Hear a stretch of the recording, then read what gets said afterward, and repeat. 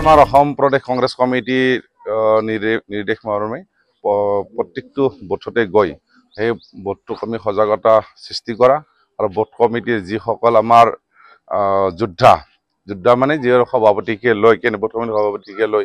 আৰু আমাৰ অন্যান্য কৰ্মীসকল লগতে ইয়াৰ লগত জড়িত অঞ্চলৰ ৰাইজ সকলোকে আমি সজাগতা কৰাৰ উদ্দেশ্যে আৰু আমাৰ কিমান সজাগ হৈ আছে মানুহখিনি ইয়াৰ এটা আমি অবজাৰভেশ্যন এটা কৰাৰ কাৰণে আমাক নিৰ্দেশ দিছিলে অসম প্ৰদেশ কংগ্ৰেছ কমিটিৰ ফালৰ পৰা। গতিকে আমি সেই কাৰ্যসূচীটো আমাৰ এইটো মোৰ নিজৰেই বুথ এখন কামৰূপ জিলা কংগ্ৰেছৰ অন্তৰ্গত বিডিয়া জাজিকোনা ব্লক কংগ্ৰেছৰ আৰু অন্তৰ্গত মুক্তাপুৰ গাঁও পঞ্চায়ত আৰু 7 নম্বৰ আৰু বুথ তোলামাটিৰ পৰা আমি এইখিনি গোটেই মানুহখিনি আপোনালোকে দেখা পাইছে কিমানখিনি মানুহ আছে আমাৰ ইয়াত গোটেইখিনি মানুহ এটা উৎসাহেৰে ওলাই আহিছে ইয়াত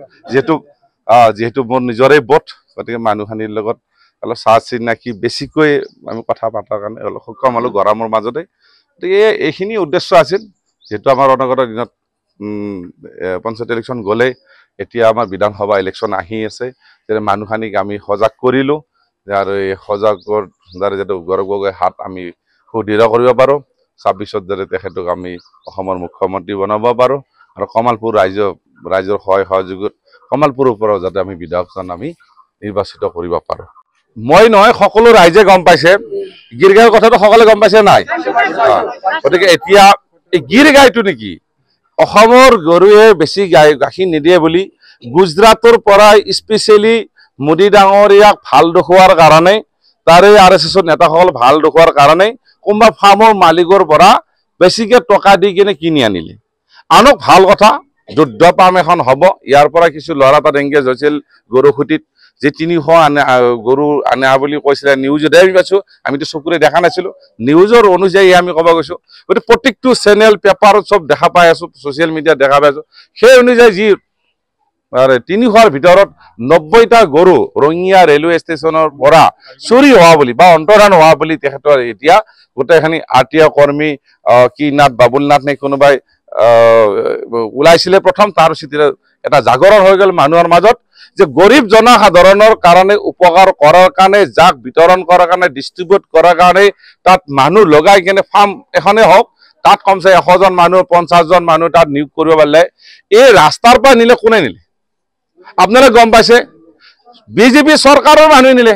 মানুহ কোনো নিয়া নাই মন্ত্ৰী নিলে জয়ন্ত মল্ল বৰুৱাই আকৌ আচৰিত এতিয়া মই নাজানো সিদ্ধাৰ্থ ভট্টাচাৰ্য ডাঙৰীয়া তেওঁৰ মিছেছৰ নামতো জয়ন্ত বুজাৰ বৰুৱাৰ নামতো তেওঁৰ মিছেছৰ নামতো 50 লাখ টকাকৈ অনুদান লৈছে ৰাজ সাহায্য লৈছে। এতিয়া মই এটা বস্তু নিজৰ অসমত ইমান গৰীব মানুহ আছে ইয়াতে কোনজন ধনী মানুহ কেইটা আছে কেইটা চাকৰি আছে সকলো অন্তৰায়ৰ পিছতে কোনোবা কৈছে মই 5টা মানুহ পাইছে 10টা মানুহ পাইছে এইবিলাকৰ পিছতে খালি ফৰ্ম লৈ ঘূৰি আছে মানুহ অলপ পইচাৰ কাৰণে য'ত মানুহে 5,000 টকা দিয়া নাই 50 লাখ টকাকৈ মন্ত্ৰী বিধায়কৰ পত্নীৰ নামত দিয়া আৰম্ভ হৈছে এইটো অসমত টকা ক'ত বনাইছে নেকি